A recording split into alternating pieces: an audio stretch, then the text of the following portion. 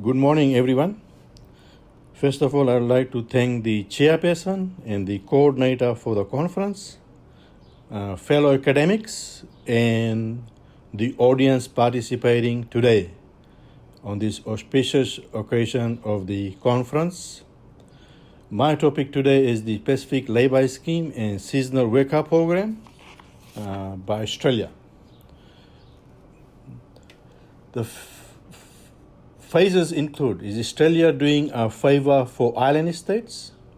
Is Australia genuinely concerned for helping island states?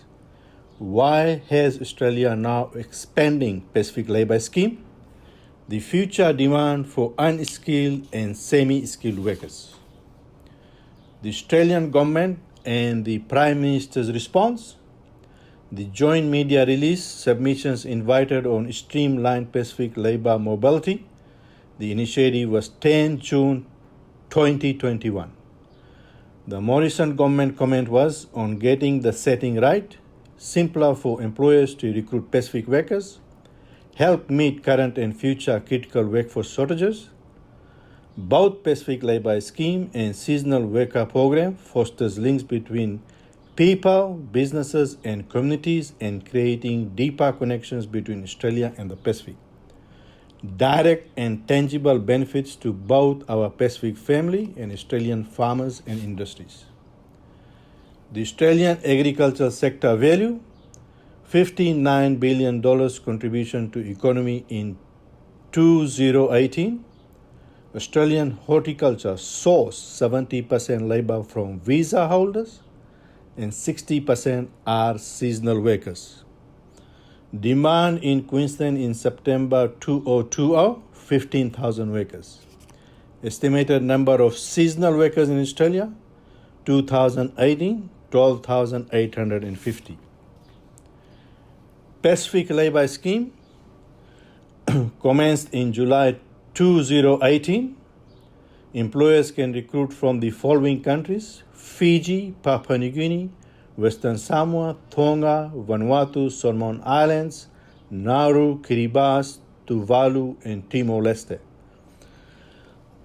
Allows to work in low and semi-skilled workers in rural and regional Australia. Able to work from 9 months to 3 years and assist to fill 50,000 jobs. Seasonal Worker Program commenced 1st July 2012. Seasonal Worker Program is uncapped and demand-driven, unskilled and semi-skilled workers, duration from 9 months to 12-month period. 12,000 visas granted in 2018 and 2019. Australia needs workers for its $1.4 to $1.8 billion horticultural industry. Due to the pandemic, not able to tap into European, Japanese, and Korean backpacker, the main reason being COVID-19. Australian workers do not want to work in these industries. The Australian government announced earlier this year of paying $350 a week, so-called living away from home allowance. Less than 150 people took the offer to work on farms. Australian workers do not want to work in these industries.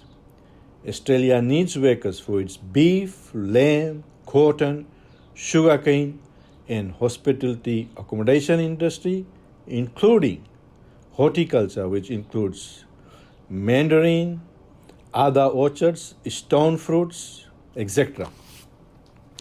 Industries engaged in these schemes: horticulture, pastoral, which includes dairy farming, livestock, aquaculture, hatchery and prawn farming, sugarcane, cotton, accommodation and hospitality.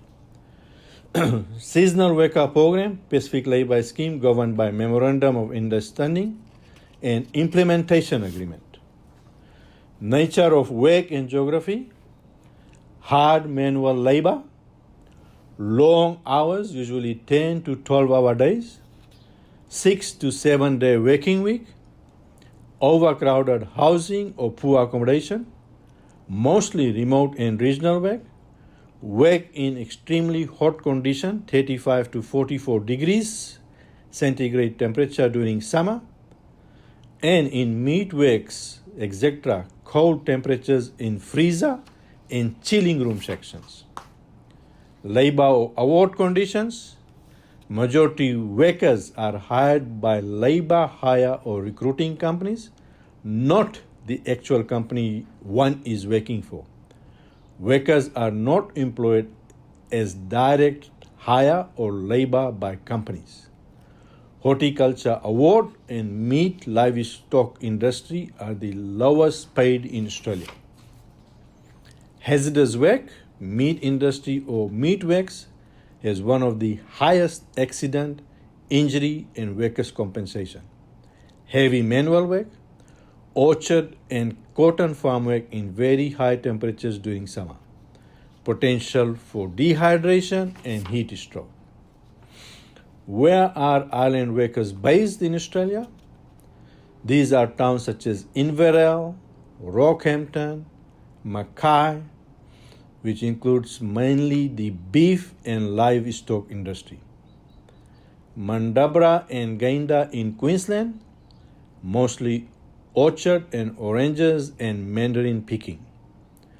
Griffith, New South Wales, orchard and poultry.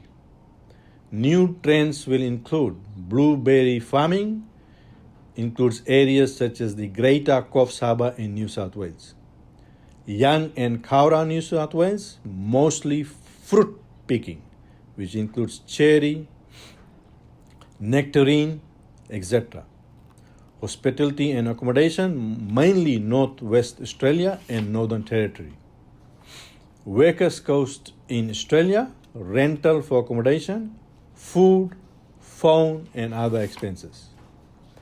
Benefit for Australia, sustaining horticultural industry approximately 1.4 to 1.8 billion, sustaining the beef and lamb industry approximately $1 billion, depending on the season, it can be up to $2 billion. Sustaining the hospitality accommodation industry in Northern Territory and remote parts of northwestern Australia, which includes places like Kununurra, Broome, Port Hedland, etc.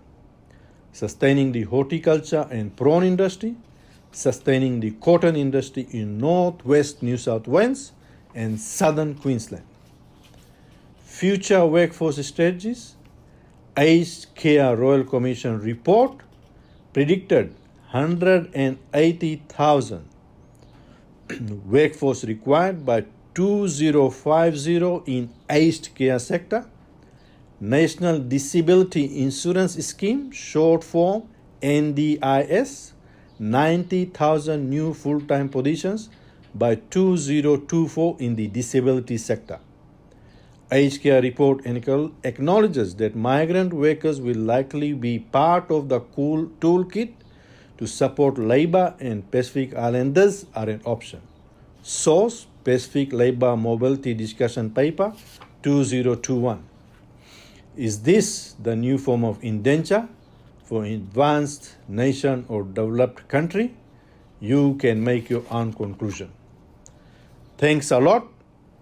For further information in regards to Pacific Labour Scheme and seasonal worker, you can contact me on my phone mobile number 61427270480 or pravind.kumar1939@gmail.com. Thanks very much for listening and participating. Regards, Pravind Kumar.